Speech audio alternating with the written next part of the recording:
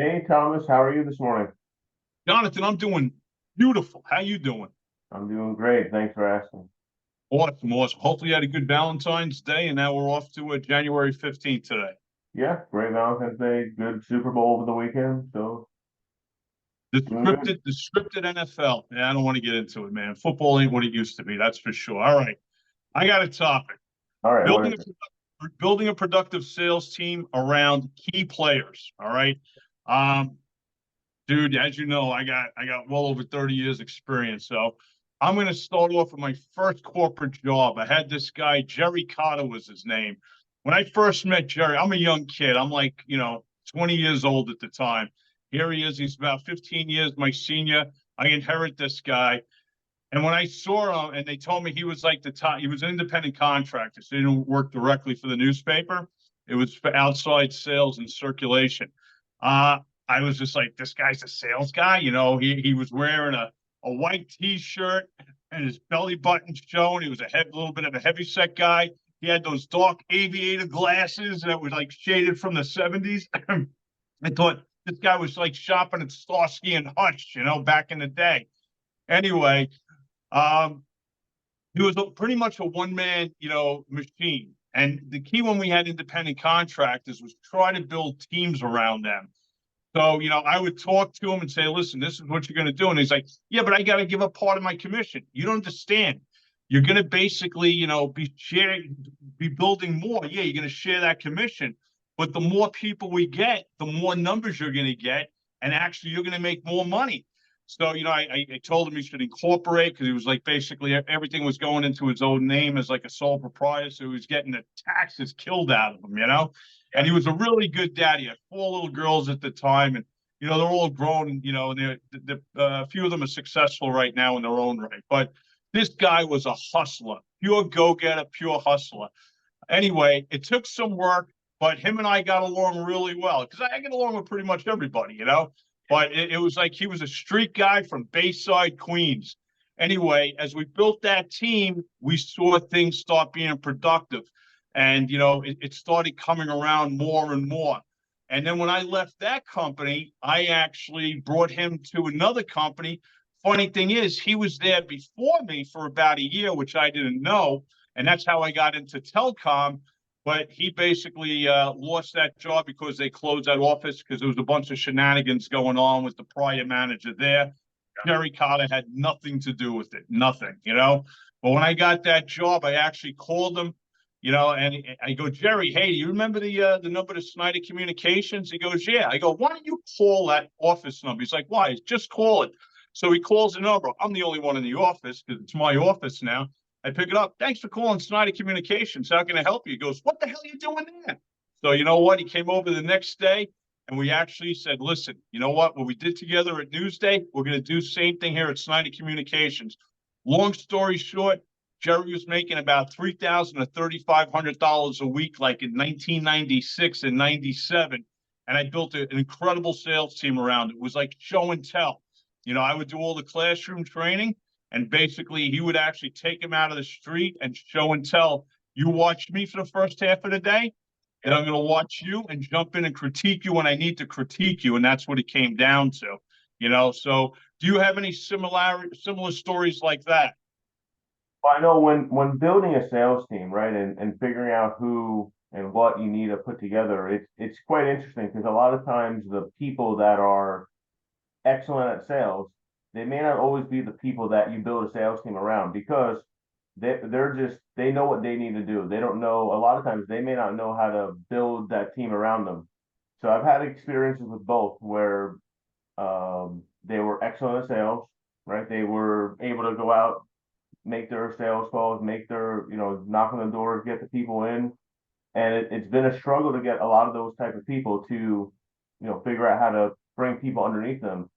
And then Mm-hmm. on the flip side, I've had people that were able to build a team around them because they understood that they didn't want to be the ones out there knocking on doors, making the phone calls. They'd rather get a little bit commission off of everyone. So instead of them doing all the work, they had 20 people doing their job and they got a little cut from every single person. Mm-hmm. Uh, it's our job as like sales managers, business owners to figure out how to put the right people in the same room together. So you have the sales manager who manages their team, and then they have the great salespeople that are on the streets or on the phones. Mhm. Uh, but it really comes down to, I think it comes down to a few things, like identifying your key players, right? So if you're a sales manager, who are you going to work with? Who are you going to help? Maybe they're good at cold calling, but they need help closing. Maybe they're good at closing, but they don't know how to open the door to get people interested. So providing um, that clear message to your sales team, what they need to do, how they need to go about their business to get people through the door and then close the sale. I also have seen a lot of people be very technical. Again, I'm in marketing, so a lot of what we do is very technical. So I've seen salespeople try to just be super smart and super technical, but a confused mind never buys, right? So if you're trying to sound really smart, say all these really specific key phrases, key terms that people have heard of, but they don't really know what it means, you may not get that sale because if they're not clear with what you're providing them, what you're doing, then you're not going to get that sale. Yeah. So I'll, helping I'll t- helping them figure that out, like what do they need to do better with? What do they need to train with? So Mhm. retraining, like offering that ongoing training to any of the people within your sales team is a huge part of building and keeping your sales team functioning in the right way. And then I It think is, you'll see it. it is. Just to roll back a little bit, like when I was working with Jerry Cotta, and what we ended up doing was I was able to actually identify people after they started working with him, then they were out on their own. And then I would partner them with people, as we chatted about in the last video. You want to get people who get their strengths and take people's weaknesses and partner with them so they can actually build up those weaknesses into their strengths. So over a course of time, like I brought this guy, Tommy Brown, in, and actually, he worked with Jerry and they worked real well together. Jerry showed him the ropes. And then Tom actually became the sales manager of the Queen's office, and we built around him. Was able to duplicate it with another guy, Billy G. Same thing. So I created a cookie cutter situation. I was like the main chef, the main baker. So Jerry wasn't an A player. Jerry was an A double plus player. Okay, he was just really unique. I mean, to this day, the guy's 70 years old and he's still out there working. He's hustling because he enjoys it. Right. And he hits the pavement. Yeah, that's the type of thing. He likes going in cold into businesses. Hats off to the guy. He'll keep going till his knees fall off and he's ready to go for knee replacement soon. He said he's going to be back out again. But like what you're saying is, yeah, you got to work with the people, you got to critique them. It's almost like being a mechanic in an auto shop. You're working on race cars, you got to like tune that stuff up. Same thing with the people. I totally understand you. But what you want to do is find that key person who's a hustler in your office and actually use them as the all-star. But one thing that I've always done is, and we'll get into this in a future video, I created a buddy bonus, okay? Where actually, if you work with that person, you train them, you're going to get, like, say, at the time, it used to be a $5 override in their orders. And that $5 override ended up becoming like an extra $300 a week. But then what I ended up doing was I let them do multiple people, like 2 to 3. So believe it or not, that ended up getting up to almost $1,000 an extra, a week as extra money for that person, just to show them to be that lead bird and watch over them, make sure they dotted their I's, crossed their T's. And I had that go on for actually 12 weeks. It was a 3-month buddy bonus. So it was worth everybody's while, to build up your sales team. It's also about being able to provide further information for them to do a better sale, right? So a lot of times people just want to get any sale. They don't really care if it's a good sale or a bad sale, as long as it's a Yeah. number. Because a lot of times they have to meet quotas, right? They have to make X amount of calls, X amount of contacts, and depending on the environment or the company you're in, you might need just to click that box and say you made a sale.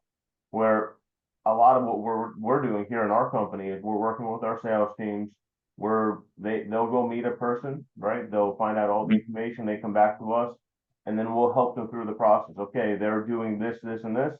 They should be doing that plus this, or they don't need this part that you're talking about. So we're really trying to be more of consultants to figure out what they need and what they can do to do better. Sure. And you provide a better environment for your employee, your salesperson, and you provide a better product or service for your client. So, and then, obviously, if they stay with you and they continue to do work with you, they'll just continue to make more commission on a monthly basis if it's a residual type company, or if it's a product company, they'll come back to you when they need another one. So, Yeah. Like you're saying, when you say product service, of course, it depends on the business and what you're selling, basically at the time, it was all like pretty much, you're signing up the customer, you're moving on to the next one. And that's what it comes down to. Yeah. But you know what? You got to fit the round peg into the round hole, depending on what business it is. As you said, people are right like bad business. There's an old adage, some sales reps would throw shit against the wall and see what sticks. Wrong way to do business. Wrong way to do it. You want to write clean business. You want to be able to walk away from that business owner saying, hey, listen, you know what you're getting, et cetera. And what I did back in the mid-90s, we actually created a verification on the spot where you call from the business owner's phone. So caller ID came into the verification department. You actually spoke to the verification agent, and they were actually totally like Switzerland. They're independent, okay? They say, hey, this is the order, boom, boom, boom. Here's Mr. Schmidt, please talk to him. So that was one angle of doing it. And actually that actually solidified the deals, because what we ended up finding prior to that, even though you did the business, might have been clean business, but business owners used to see a lot of salespeople coming in and out, and like, they didn't remember. It's like, oh, I didn't do that. And then the sales rep go back, hey, Mr. Schmidt, why'd you say you didn't remember? Oh, I didn't know it was you. I'm sorry, no problem, But that's why you did a verification on the spot. So we can go on with this for hours, but I think there's a lot of great without a insight you doubt. put here. We'll do another video about specific sales training maybe next, how we can help you to help your sales team, help your company grow, and continue to have better positive ways moving Oh, forward. sure. On that. Hey, listen, before we go, definitely hit that like button. Thumbs up, please hit it. And also subscribe if you haven't subscribed. Thanks, the community is growing. Creative knowledge for you. You guys have a great day. Take care. Take care.